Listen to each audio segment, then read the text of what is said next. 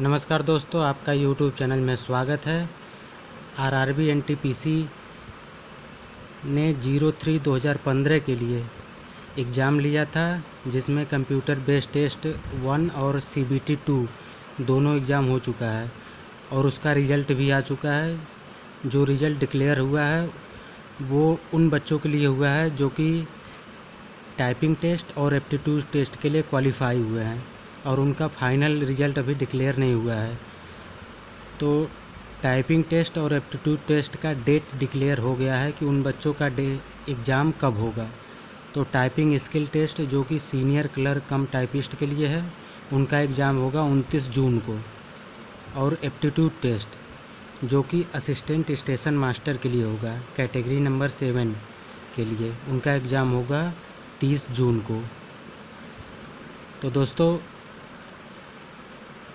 इसका जो admit card है वो 9 तारीख से लेके 30 जून तक आप डाउनलोड कर सकते हैं।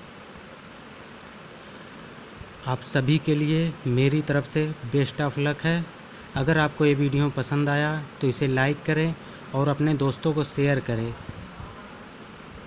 और एक बात और बताना चाहता हूँ कि आपके लिए जो ये टाइपिंग टेस्ट और एप्टीट्यूड टेस्ट का ई-कॉल लेटर है, उसके लिए आपको नोटिफिकेशन दे दिया जाएगा ईमेल के थ्रू या मोबाइल नंबर पे SMS आपके भेज दिया जाएगा आरआरबी के वेबसाइट से।